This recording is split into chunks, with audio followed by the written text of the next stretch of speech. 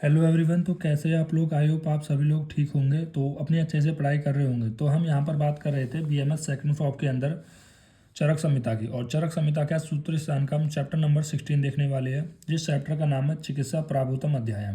अब देखो, हमारा चैप्टर नंबर 13, 14, 15 और 16 ये सारे हमारे कल्पना चतुष्क के अंदर आते हैं। जैसे मैंने बताया था, बीएसएन क्रिया से आप याद रख सकते हो इन चीज़ों को।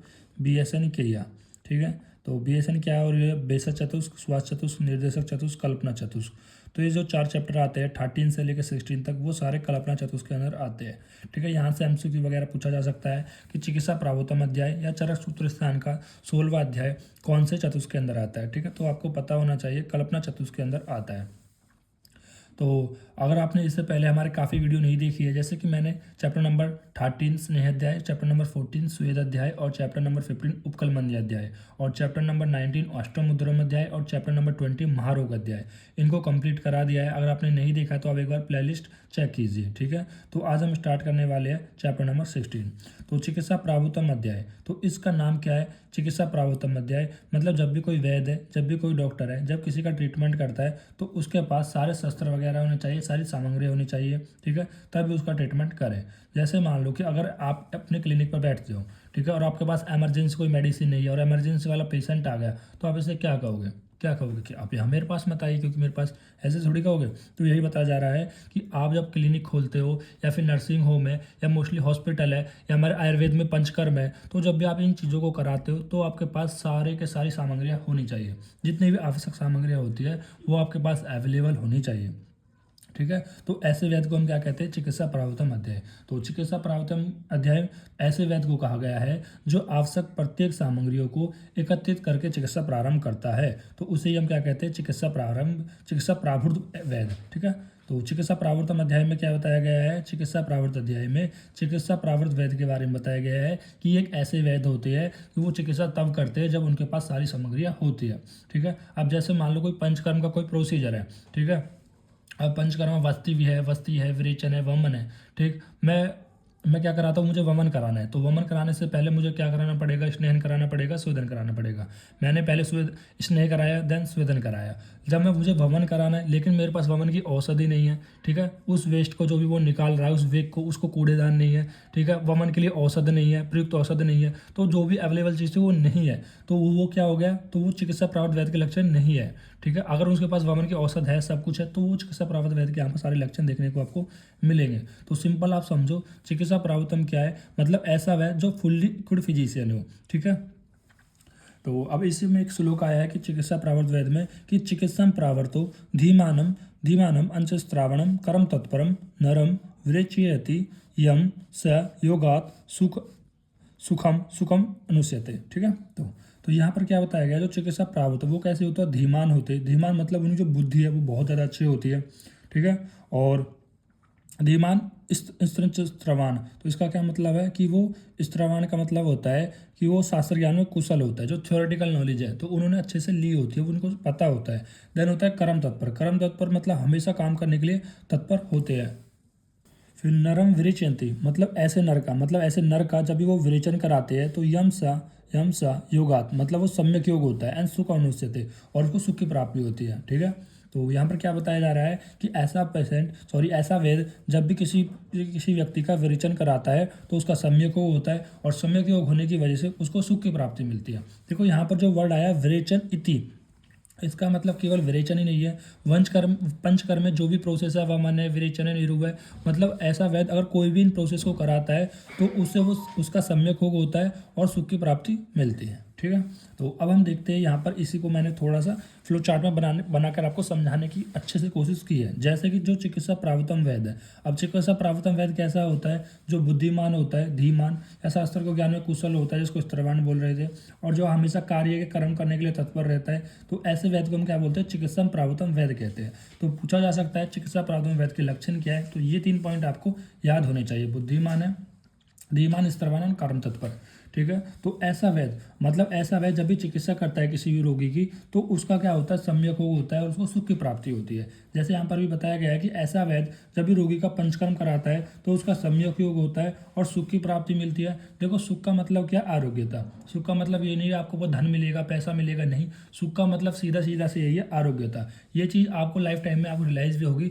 सुख का मतलब होता है कि आपको एक निरोग काया मतलब आपको कोई बीमारी ना हो, सबसे बड़ा सुख वही होता है। ठीक है, बेशक पैसे आप 2 पैसे कम कमाओ, लेकिन अगर आपकी काया साथ है, काया सही है, निरोग है, ठीक है, तो वो सबसे अच्छी होती है, बेस्ट होती है। ठीक है, उससे बड़ा कोई धन नहीं होता है। लेकिन मान लो आप बेशक कितने भी लाखों करोड़ों कमा रहे सही, और अगर आपकी काया ही ठीक नहीं है, ठीक है, आपका शरीर ठीक नहीं है, तो वो धन कोई काम का आपका नहीं होगा। ठीक, अब इसके अपोजिट बताया गया है, यदि कोई वैद्य बुद्धिमान भी ना हो, ना उसे शास्त्रों में कुशल हो, ना ही कर्म में तत्पर हो, ऐसा वह जब भी चिकित्सा करता है, ठीक है, मतलब किसी रोगी का पंचकर्म करता है, चिकित्सा करता है, तो उसका जो योग होगा वो हमेशा असम्यक योग होगा। ठीक है, असम्यक योग होगा कहने का मतलब ये है, जैसे मान लो किसी व्यक्ति का मैं वमन करा रहा हूँ, विरेचन करा रहा हूँ, ठीक है, तो वमन और विरेचन के जो मुझे लक्षण मिलेंगे, या तो लक्षण मिलेंगे ही नहीं, या लक्षण बहुत ज़्यादा मिलेंगे। ठीक है, फिर यहाँ पर एक पॉइंट और है, जो जहाँ पर आचार्य चरक ने क्या माना है कि अयोग के अंदर ही हम मिथ्या योग मानते हैं। देखो, रोग के 3 कारण होते हैं, अतियोग, अयोग और मिथ्या योग। आप लोग जानते भी होंगे, या तो अतियोग, या अयोग, या मिथ्या योग। ठीक है, ये रोग के 3 कारण है यहाँ पर।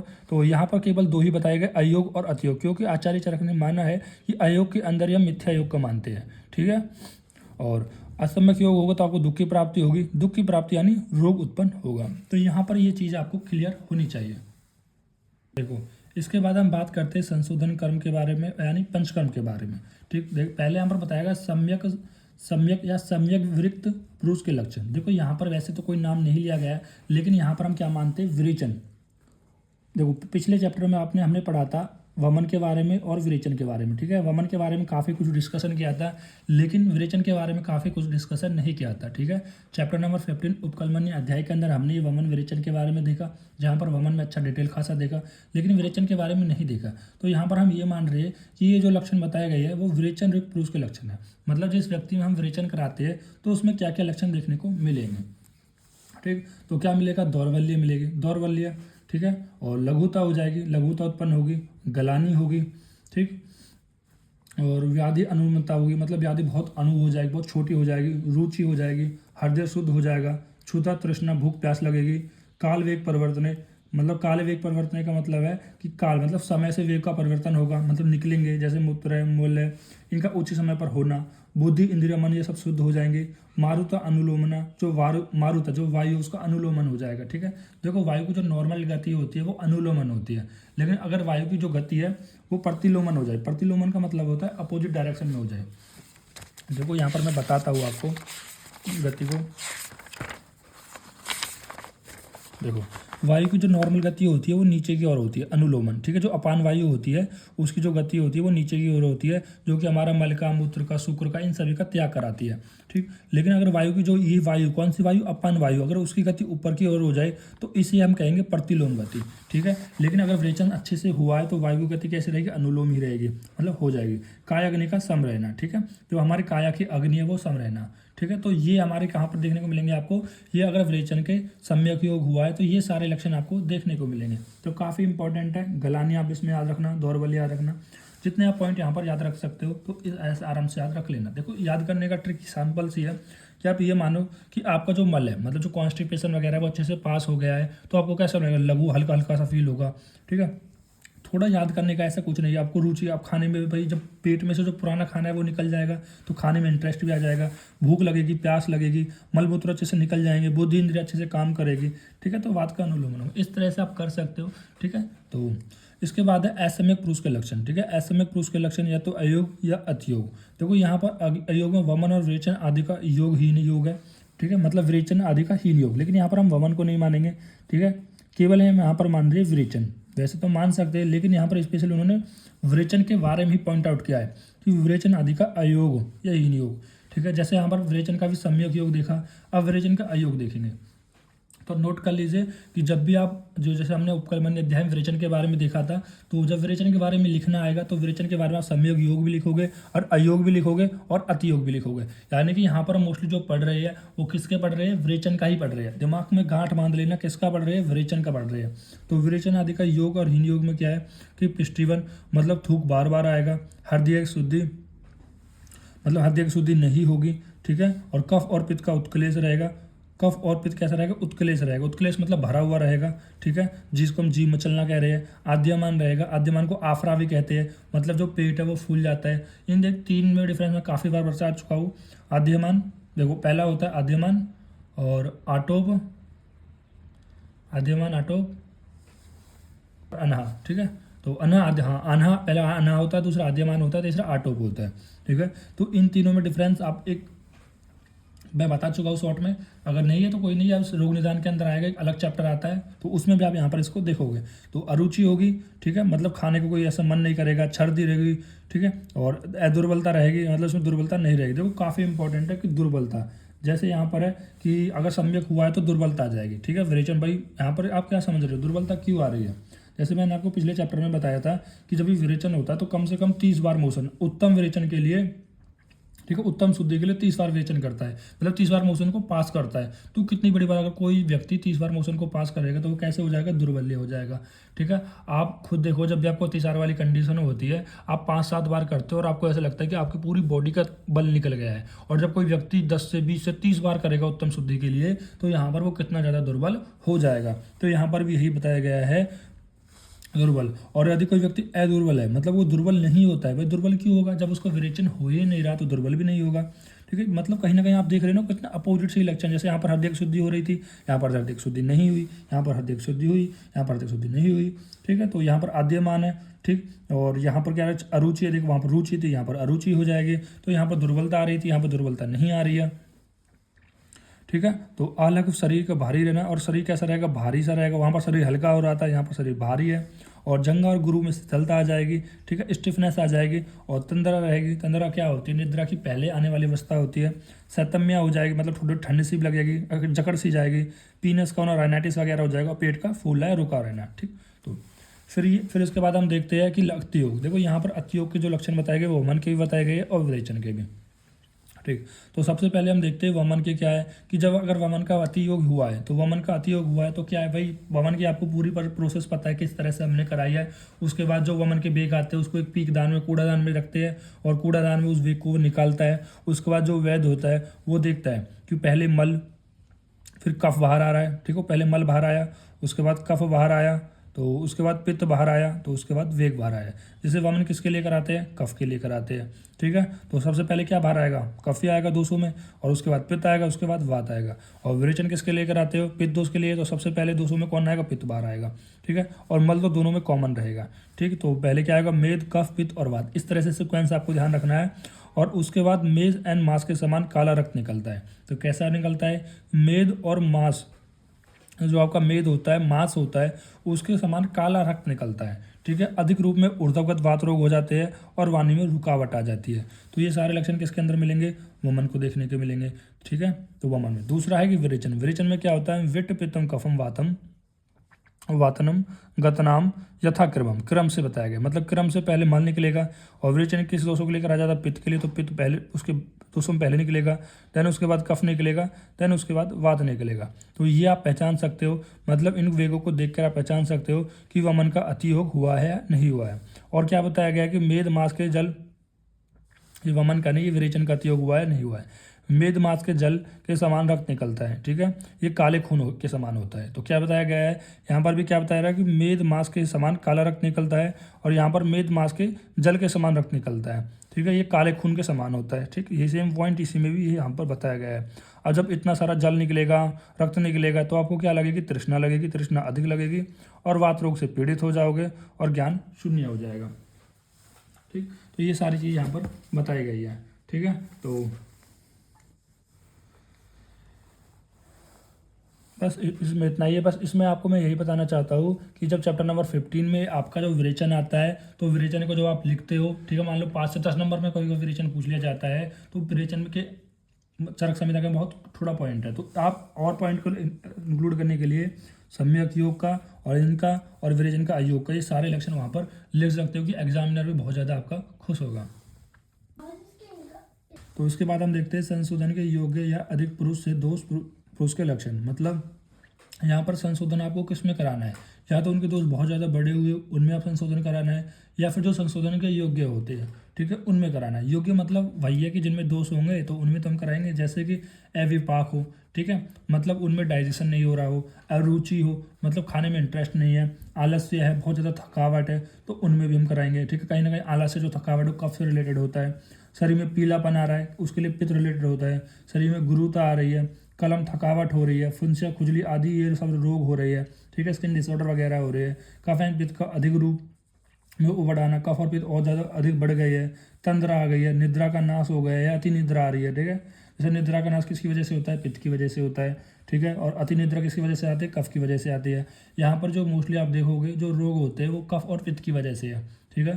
तो यहाँ पर जो जैसे कि मैंने यहाँ पर बताया फुंसिया हो गई, खुजली हो गई, पित्त की वजह से होती है। जैसे खुजली जो होती है वो कफ की वजह से भी होती है, जैसे कि हमने अष्टाउत्तरम अध्याय में भी देखा था, ठीक है। और यहाँ पर तंद्रा है, निद्रा हो गई, निद्रा कफ की वजह से है। और यहाँ पर जो निद्रा का नाश हो रहा है वो किसकी वजह से? पित्त की वजह से, क्योंकि हमने बताया था जो निद्रा है वो कफ और तम की वजह से आती है और पित्त की वजह से और वात की वजह से उसका नाश होता है। कलव्य रहती है, कलव्य मतलब इनफर्टिलिटी, जो कि कहीं ना कहीं उसके लिए पित्त कारण होता है, ठीक है। तो बुद्धि का मोह होना, स्वपन दर्शनम बुरे सपने आना, बलवन का नाश होना, तृष्णा अधिक होती है। और ब्रहणन सेवन और औषधम बलम, मतलब ब्रहणन का सेवन करना पड़ता है, औषधम और बल इसमें नहीं होता। तो इन लक्षणों को देखकर दोष बढ़ गए है, बल और दोष के अनुसार वमन विवेचन संशोधन के लिए पिलाना चाहिए। तो यहाँ पर क्या बताया गया है कि ये जितने भी मैंने लक्षण बताए गए हैं इन लक्षणों को देखना है, ठीक है। और उसके अनुसार बल और दोष के अनुसार वमन और विवेचन कराना है। तो दो चीज़ पर डिपेंड करता है, जो पेशेंट है उसका बल कौन सा है, मतलब बल कितना है, और दोष कौन सा है, ठीक है। कफ पित्त दोष है, कफ दोष है, कफ दोष होगा तो यहाँ पर वमन करा देंगे, पित्त होगा तो विरेचन करा देंगे, ठीक है। और ये भी देखना बल कैसा है। अब बल आप कई तरीक़ा से देख सकते हो। एक बल आप देख सकते हो कि अवस्था से देख सकते हो कि युवा अवस्था है या फिर बालक अवस्था है या फिर वृद्ध अवस्था है, ठीक है। या फिर इसकी पाचन शक्ति से भी उसका बल देख सकते हो। तो इन सभी से जब आप बल की परीक्षा कर लोगे तब जाके यहाँ पर आपको डिसाइड करना है कि जो आपको वमन और विरेचन है उनका कितना कितना कराना है, उत्तम शुद्धि करानी है, मध्यम शुद्धि करानी है, इस तरह से।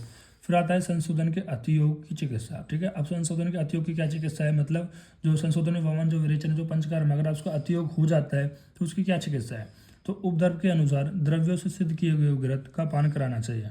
तो क्या बताया गया है कि उपद्रव के अनुसार द्रव्यों से सिद्ध किए हुए घृत का पान कराना चाहिए। तो यहाँ पर कह रहा है घृत का सेवन कराना चाहिए। और घृत कैसा होना चाहिए? वो सिद्ध, मतलब जो घृत है वो सिद्ध होना चाहिए अलग अलग द्रव्यों से। तो यहाँ पर ऐसे द्रव्य का नाम मेंशन नहीं किया गया है। उसके बाद मधु द्रव्यों से सिद्ध किए हुए तेल के द्वारा अनुवासन वस्ती देनी चाहिए। तो यहाँ पर क्या बताया गया है कि मधु द्रव्य से जो तेल है वो सिद्ध होता है, मतलब यहाँ पर मधु द्रव्यों से जो सिद्ध तेल है उनके द्वारा अनुवासन वस्ती देनी चाहिए, ठीक है। तो उनसे अब देखो यहाँ पर बात आती है कि सभी में हम कहीं ना कहीं स्नेह कर, देखो घृत है तो ये भी चतुर्विध स्नेह के अंदर आता है, तेल भी चतुर्विध स्नेह के अंदर आता है। तो सभी के अंदर हम क्या कर रहे हैं? तेल का कहीं ना कहीं प्रयोग करा रहे हैं। यहाँ पर जो वस्ती दे रही है वो भी कैसे दे रही है? अनुवासन वस्ती दे रही है। और अनुवासन वस्ती में क्या होता है? तेल का प्रयोग होता है। दो प्रकार की वस्ती बताई थी आचार्य ने, एक अनुवासन वस्ती, एक निरु वस्ती। जिनमें से जो अनुवासन वस्ती है उसमें हम तेल का प्रयोग करते हैं। अगर आपको याद आ रहा होगा जब हमने लंघन पढ़ा था, ठीक है, तो लंघन में आपको याद करना मैंने कौन सी वस्ती बताई थी। पर अभी मैंने आपको लंघन नहीं पढ़ाया है तो मुझे जैसे आइडिया था कि जैसे मैंने पढ़ा दिया, लेकिन लंघन अभी नहीं पढ़ाया है, ठीक है। तो देखो लंघन में क्या होता है कि आगे चल के आप देखोगे कि लंघन 10 प्रकार के होते हैं। तो उन 10 प्रकार के अंदर से जो 4 प्रकार के हमारे संशोधन होते हैं। संशोधन कहने का मतलब ये है कि 5 प्रकार का एक वमन होता है, एक विरेचन होता है, एक शिरोविरेचन होता है और एक वस्ती होती है। तो वस्ती के अंदर वहाँ पर निरु वस्ती होती है, ठीक है। वहाँ पर अनुवासन वस्ती नहीं होती, क्योंकि अनुवासन वस्ती में हम तेल का प्रयोग करते हैं, किसी न किसी स्नेह का प्रयोग करते हैं, तो इस वजह से वहाँ पर अनुवासन वस्ती नहीं होती। अगर समझ में नहीं आया तो कोई बात नहीं, लंघन अभी काफ़ी आपका 21 चैप्टर है, शायद 21 नहीं 22 चैप्टर है लंघन, ठीक है। तो 22 में से है, ठीक। तो 22 ही चैप्टर है, तो वहाँ पर भी इस चीज़ को हम देखेंगे। अभी कोई समझ में नहीं आया तो कोई दिक्कत नहीं है। तो मैं यहाँ पर आपको क्या बता रहा था, देखो मैं आपको यहाँ पर बता देता हूँ। मैं बताना क्या चाह रहा था कि यहाँ पर स्नेह का प्रयोग क्यों हो रहा है। देखो अतियोग होता है, तो यहाँ पर क्या पढ़ रहे हैं हम? अतियोग पढ़ रहे हैं। और अतियोग होने से क्या होता है, आपकी बॉडी में कहीं ना कहीं वात की वृद्धि होती है, ठीक है, वात की वृद्धि होती है। और देखो जब हम अगर हम वमन का वेगों को धारण करते हैं, कहीं ना कहीं मोस्टली उसमें वात की वृद्धि होती ही होती है। अगर किसी चीज़ का अतियोग होता है तो भी वहाँ पर वात की वृद्धि होती ही होती है, ठीक है। और वात की वृद्धि होगी और अतियोग से क्या रहेगा? दुर्बल हो जाएगी जठरग्नि, जो आपकी जठरग्नि है वो भी कैसे हो जाएगी? दुर्बल हो जाएगी, ठीक है। धातु का क्षय हो जाएगा। भाई किसी चीज़ की अति तो बुरी ही होती है ना, वो आपके सेहत के लिए हानिकारक है, ठीक है। तो इन सभी का क्या हो जाएगा? कहीं ना कहीं दुर्बल हो जाएगा। तो इनके लिए हम क्या कराएंगे? कहीं ना कहीं स्नेह का प्रयोग कराएंगे। जैसे वात का शमन करने के लिए हम क्या प्रयोग करते हैं? घृत का या मोस्टली तेल का प्रयोग करते हैं, ठीक है। और हम घृत का प्रयोग कर रहे हैं ताकि धातुओं का वर्धक हो सके, तो इस वजह से यहाँ पर बताए गए हैं। फिर उसके बाद है अयोग चिकित्सा। पहले तो बताया कि अतियोग हो जाए, अब बताया जा रहा है कि अयोग चिकित्सा, ठीक है। अयोग का मतलब ये है कि जो आप वमन विरेचन करा रहे थे वो हुआ ही नहीं है, ठीक है, हुआ ही नहीं। जैसे हमने वमन के अंदर भी देखा था, ठीक। तो अब अयोग वमन के अंदर भी देखा था कि अगर नहीं होता है तो केवल मुख से औषधि बाहर आएगी, ठीक है, कोई भी दोष वगैरह कुछ बाहर नहीं आते। तो अयोग में क्या है कि मात्रा काले वल अपेक्षिम स्मरणम पूर्व अनुकर्मम। तो यहाँ पर क्या बताया गया है कि स्नेह से पुनः संशोधन करवाए। तो अगर आपको फिर अगर अयोग हुआ है तो मतलब योग नहीं हुआ तो स्नेहन के बाद क्या कराना है, आपको फिर से संशोधन कराना है। जैसे मैंने बताया था कि वमन के बाद अगर आपको विरेचन कराना है तो फिर से आपको स्नेहन कराना पड़ेगा, तो तभी आपको यहाँ पर फिर से स्नेहन कराना पड़ेगा और शोधन कराना पड़ेगा, तब जाके आपको विरेचन कराना पड़ेगा। इसी तरह से जैसे मान लो कि आप कोई भी संशोधन करा रहे हो, अगर वो नहीं होता है तो इन केस इनमें भी क्या करना है, आपको फिर से स्नेहन कराना है, देन संशोधन कराना है, ठीक है। उससे पहले भी आपको मात्रा काल और बल की उपेक्षा करनी है, मतलब उन चीज़ों को देखना है कि कितनी मात्रा है, कितना काल है और कौन सा बल है। भाई ऋतु कौन सी चल रही है, जैसे शिशिर वसंत है, जैसे मान लो ग्रीष्म ऋतु चल रही है और ग्रीष्म ऋतु में आपने एक बार विरेचन करा दिया और विरेचन अभी का उसका अतियोग हुआ है, तो और फिर से आप विरेचन करा दोगे क्या, नहीं कराओगे ना। क्यों, एक तो ऋतु ग्रीष्म ऋतु चली है, ग्रीष्म ऋतु में पहले ही बहुत ज़्यादा उष्णता है और आप क्या करा रहे हो यहाँ पर विरेचन से आपने एक बार करा भी दिया है। वैसे तो आचार्य ने बोला कि नहीं कराना चाहिए, उनमें मध्यम ही कराना चाहिए या हीन कराना चाहिए, लेकिन हमने फिर भी करा दिया है तो और फिर से दोबारा तो आप नहीं करा सकते क्योंकि पहले ही बहुत ज़्यादा उष्णता है। तो ये सब चीज़ देख के मात्रा देखनी है, बल देखना है कि रोगी का बल कितना है। मान लो कोई बूढ़ा व्यक्ति है, ठीक है। अब जैसे कि मैं मॉडर्न से इसको एक बार रिलेट करता हूँ, जैसे कि एक कैंसर है, ठीक है। कैंसर आप सभी ने सुना होगा, तो एक कैंसर आप सभी लोगों ने सुना होगा। कैंसर में क्या होता है कि जैसे कीमोथेरेपी वगैरह हो गई, रेडियोथेरेपी वगैरह हो गई, तो उनको हम सभी के नहीं कर सकते हैं, ठीक है, क्योंकि ये ऐसी प्रोसेस होती है कि कैंसर एक बार व्यक्ति को मारे ना मारे, लेकिन ये कीमोथेरेपी रेडियोथेरेपी जरूर उस व्यक्ति को मार देंगे, ठीक है। समझ रहे बात को। तो सिंपल सी यही बात है कि जैसे मान लो कि एक पेशेंट है, इस पेशेंट को कैंसर है, अब ये कैंसर मान लो 3rd स्टेज में या 4th स्टेज में मेटास्टेसिस कर चुका है, मतलब ब्लड के द्वारा हमारी पूरी बॉडी में फैल चुका है, ठीक है। अब जैसे मान लो कि हमें अभी किसी का स्टोमच कैंसर है, ठीक है, मान लो स्टोमक ही कैंसर मानते हैं, इसकी स्टोमक में कैंसर है, ठीक है, यहाँ पर है। तो डॉक्टर ने बोला है कि आपको कीमोथेरेपी होगी। डॉक्टर कब बोलेगा, डॉक्टर ऐसे नहीं बोल देगा, डॉक्टर उस रोगी का बल देखेगा। देखा रोगी 60 से 65 साल का, बिल्कुल बल है ही नहीं, कमज़ोर सा हो गया है, तो डॉक्टर मना कर देगा कि आपको कोई भी यहाँ पर ट्रीटमेंट नहीं है, क्योंकि उसको पता है एक बार उसको कैंसर 3-4 महीने के अंदर मारे, ठीक है, वो 3-4 महीने तक मान लो कैंसर के अंदर जी जाए, लेकिन अगर मैंने कीमोथेरेपी रेडियोथेरेपी करी तो वो आज ही मर जाएगा। क्यों, क्योंकि उसका बल बहुत कम है। तो इसी तरह से हमें रोगी का बल को देख कर ही ये सब चीज़ें करनी चाहिए। और ये सब चीज़ें कैसे आएंगी, आपको प्रैक्टिस से आएंगे। Practice make a man perfect, ठीक। उसके बाद आता है संशोधन का फल। तो संशोधन का फल क्या है कि सभी स्रोतस खुल जाते हैं। तो संशोधन का फल क्या होता है, जितने भी स्रोतस है खुल जाते हैं। भाई हम क्यों करा रहे हैं कि जब भी हमारे स्रोतस में ब्लॉकेज आ जाता है, देखो आप आगे चल के पढ़ोगे, आप ये आपने पढ़ा भी होगा, ये तो आपने पढ़ा ही होगा कि निदानों का जब हम सेवन करते हैं तो निदानों के सेवन से क्या होता है, दोष प्रकोप होता है।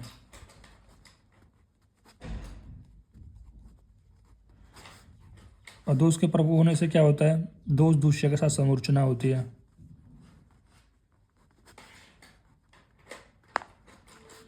फिर उसके बाद लक्षण उत्पन्न होते हैं, देन उसके बाद व्याधि होती है। और इसी तरह से आचार्य सुश्रुत ने भी हमारा षड क्रियाकाल बताई है, मतलब रोगों की 6 अवस्था बताई है। वो भी यहाँ पर बताते हैं कि रोग को जितनी जल्दी ठीक कर सको उतना ज़्यादा बढ़िया है, कि हर एक अवस्था में जो रोग है वो बढ़ता ही जाता है। फिर यहाँ पर स्थान संशय आ जाता है, फिर व्यक्त अवस्था आ जाती है, एंड देन वेद अवस्था आ जाती है, ठीक। समझ रहे बात को। तो ये आगे चल के आप पढ़ोगे, ठीक है, आगे चल के मतलब आप यहाँ पर इसको रोग निदान के अंदर पढ़ोगे। तो यहाँ पर देखो हो क्या रहा है कि जब निदानों का सेवन करते हो तो उसमें दोष प्रकोप हेतु है। अब दोष क्या करते हैं, आपके दूष्य के साथ, दूष्य क्या होते हैं, आपकी धातु हो गई, आपके मल हो गए, तो इन सभी में क्या करते हैं, वो जगह बना लेते हैं। तो जिसकी वजह से क्या होता है कि आपका यहाँ पर दो दूसरे समूर्छना हो जाती है। देखो इसको समझाते हुए कैसे हुआ है, इसको ध्यान से समझो। अब देखो यहाँ पर जो दोष प्रकोपित दोष है, अब ये प्रकोपित दोष क्या है, हमारी बॉडी में पूरा कहीं ना कहीं फैलेंगे। तो फैलने के बाद क्या कैसे प्रकोप के बाद प्रसर अवस्था आती है कि दो दोष है वो फैलने लग जाते हैं, ठीक है। तो जो प्रकोप दोष है वो हमारी पूरी बॉडी में फैलेंगे और जहाँ पर उनको क्षय वैगुण्य मिलेगा, ठीक है। अब क्षय वैगुण्य क्या होता है, मतलब क्षय वैगुण्य मतलब, ठीक है, तो क्षयवैगुण्य क्या होता है, मतलब जहाँ पर उनको खाली जगह मिलेगी, ठीक है, मतलब स्रोतस में वैगुणता मिलेगी। जैसे मान लो ये स्रोतस है, ठीक है, तो आपकी बॉडी में निदानों का सेवन किया जिसकी वजह से दोष का प्रकोप हो गया। अब दोष बढ़ के क्या करेंगे, हमारी पूरी बॉडी में भ्रमण करेंगे, ठीक है। पूरी बॉडी में भ्रमण किसके थ्रू करते हैं, इन स्रोतस के थ्रू करते हैं। और स्रोतस में मान लो जैसे यहाँ पर इसको क्षयवैगुण्य मिलता है, ठीक है, स्पेस मिलती है, तो यहाँ पर क्या करेंगे, दोष इकट्ठा होने लग जाएंगे। और जब दोष इकट्ठा होने लग जाएंगे तो यहाँ पर क्या कर देंगे, इस स्रोतस के मुख को एक तरीके से बंद करने लग जाएंगे, ठीक है। तो ये क्या हो गया हमारा, ये हो गया स्रोतस अवरोध हो गया। अब जब स्रोतस में अवरोध हो जाएगा, अब इस स्रोतस के अंदर जो भी फ्लो कर रहा होगा तो इसमें कहीं ना कहीं डिजीज हो जाएगी, ठीक है। तो मैं यहाँ पर क्या बता रहा था, मैं बता रहा था कि जब भी स्रोतस खुल जाते हैं तो सभी स्रोतस खुल जाते हैं। अब खुल की जाते क्यों, क्योंकि यहाँ पर क्या हो रहा था, पहले दोषों का प्रकोप हो रहा था और दोष पूरी बॉडी में फैल रहे थे स्रोतस के द्वारा। और स्रोतस में जहाँ पर उनको खाली स्पेस मिलती है तो वहाँ पर वो इकट्ठा हो जाते हैं और स्रोतस के मुख को बंद कर देते हैं और वहाँ से डिजीज करना स्टार्ट कर देते हैं, ठीक है। तो अब यहाँ पर हम संशोधन करा रहे हैं, संशोधन से क्या होगा, जो इस स्रोतस की ब्लॉकेज है वो ओपन हो जाएगी, ठीक है। तो अभी मैं इसको पूरे को समझाने वाला था, फिर ये आपका अभी रोग निदान का सब्जेक्ट है तो इसको मैं ज़्यादा यहाँ पर समझाऊंगा नहीं अभी, ठीक है। तो इतना इसको रहने देते हैं, ठीक है। जो मैंने आपको समझाना था वो आपको समझा दिया कि किस तरह से बता रहे कि जो स्रोतस का मुख है वो खुल जाते हैं। तो आरओ का सेवन करते हैं सभी स्रोतस खुल जाते हैं। आहार सेवन करने से उनका जो फल है वो तत्काल मिलता है। फल तत्काल में मिलने का मतलब है अच्छे से जो रस खाओगे वो रक्त में कन्वर्ट होगा, वो मांस में कन्वर्ट होगा, ठीक है। जब भाई स्रोतस में कोई ब्लॉकेज ही नहीं होगी तो अच्छी तरह से तो होगा सब चीज़ें। जैसे मान लो कि अभी कोई आहार रस है तो ये आहार रस क्या करेगा, इस स्रोतस के द्वारा रक्त में जाएगा, रक्त बन जाएगा, मतलब इस स्रोत के द्वारा रक्त तक पहुंचेगा, फिर दूसरा स्रोत मांस तक पहुंचेगा, ठीक है। जैसे हमने धातु पोषण न्याय में देखा ना, रक्त से रक्त बनता है, रक्त से मांस बनता है, इस तरह से। फिर उसके बाद आता है कि हमें जो ये संशोधन है ये कौन से ऋतु में कराना चाहिए, तो उसके लिए अलग अलग ऋतु बताई गई है, ठीक। तो किस ऋतु में संशोधन कराना चाहिए तो वो बताया गया, जैसे वसंत में कफ कराना चाहिए, ठीक है, सॉरी, बसंत ऋतु में हमारा वमन कराना चाहिए जो कि कफ के लिए कराया जाता है। क्यों, क्योंकि इस ऋतु में कफ का प्रकोप होता है। और शरद में विरेचन कराना चाहिए। और जो प्रावट होती है, प्रावट मतलब जो वर्षा ऋतु की पहले की जो ऋतु होती है उसमें हम वस्ती कराते हैं। देखो ये सारी चीज़ें बता चुका हूँ, बेसिक का फर्स्ट ईयर की आपकी। देखो पहला होता है यहाँ पर दोष कौन सा है, ठीक, अब ऋतु कौन सी है और चिकित्सा कौन सी करनी है, ठीक है। तो दोष मान लो वही है, वात है, पित्त है, कफ है। तो ऋतु को मैंने ट्रिक बताई थी 4 5 2। 4 से कौन सी हो जाएगी, वर्षा ऋतु हो जाएगी। 5 से कौन सी ऋतु हो जाएगी, शरद ऋतु हो जाएगी। 2 नंबर पे वसंत। ये कैसे करा सर मैंने, कैसे करा सर आपने, सिंपल है, शिशिर, वसंत, ग्रीष्म, वर्षा, शरद, हेमंत, ठीक है। 6 ऋतुएं होती है, सिक्वेंस से देख लेना आप। उसके बाद आती है चिकित्सा। तो चिकित्सा कौन सी करनी है, तो वर्षा ऋतु में आपको क्या करना है, वस्ती करानी है, क्योंकि जो वस्ती होती है वो श्रेष्ठ वातावरण में होती है, ठीक है। और शरद में पित्तम श्रेष्ठम मतलब जो पित्त के लिए जो श्रेष्ठ होता है वो कौन होता है, विरेचन होता है, तो विरेचन कराते हैं, ठीक है। और वसंत में क्या होता है, कफ दोष का प्रकोप होता है, ठीक है। तो ये दोष हो गया, इन दोषों का हम प्रकोप लिख दो, जो भी प्रकोप होता है कौन, इन दोषों का प्रकोप लिख देते हैं। जो कफ का जो प्रकोप होता है वो किस में होता है, बसंत ऋतु में होता है। और बसंत में हम क्या कराएंगे, यहाँ पर वमन कराएंगे, क्योंकि कफ दोष को सबसे बेस्ट होता है समन करने के लिए, इसको सॉरी शोधन करने के लिए सबसे बेस्ट होता है वमन, ठीक है। अब यहाँ पर बात मैंने बताई थी प्रावट ऋतु। प्रावट ऋतु क्या होती है कि जो वर्षा ऋतु के आने के पहले की जो ऋतु होती है उसको हम बोलते हैं वर्षा ऋतु, ठीक है। तो इस तरह से आप समझ सकते हो, ठीक है। तो उसके बाद आता फल, मतलब संशोधन का क्या फल मिलेगा कि आपका कोष्ठ शुद्ध हो जाएगा। जो आपकी काय अग्नि है, ठीक है, जो हमारी बॉडी की 13 अग्नि है, जठर अग्नि है, वो कैसे हो जाएगी, बढ़ जाएगी, व्याधि शांत हो जाएगी, आपकी जो प्रकृति है वो ठीक हो जाएगी, ठीक है। तो ये सारे आपको इनको फल मिलेंगे देखने को। फिर उसके बाद है संशोधन की श्रेष्ठता चिकित्सा। तो संशोधन की श्रेष्ठता में चिकित्सा, तो यहाँ पर देखो 2 बताई गई है, समन, शोधन। देखो यहाँ पर इसका एक श्लोक भी है, तो ये श्लोक यहाँ पर लिखा हुआ है। तो संशोधन चिकित्सा की श्रेष्ठता, तो दोषा कदाचितम कुप्यन्ते जिता लंघनम पाचने जिता संशोधन ऐर्यम तू ना ऐसाम पुनरुद्भव।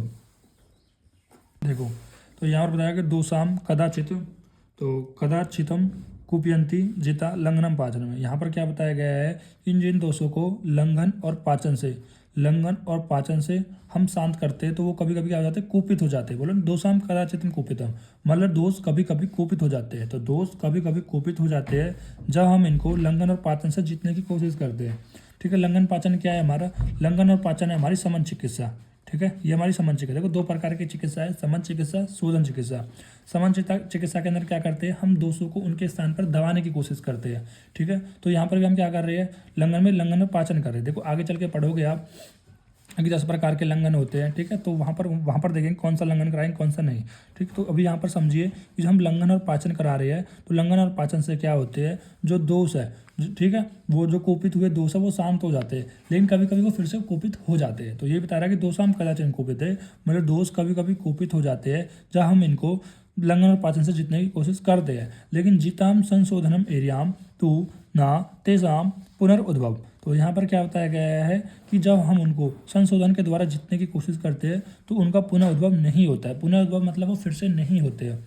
ठीक है, किससे, शोधन से। किस में, जब भी हम शोधन कराते हैं, मतलब जैसे कि हमने बताया वात के लिए वस्ती करा दी।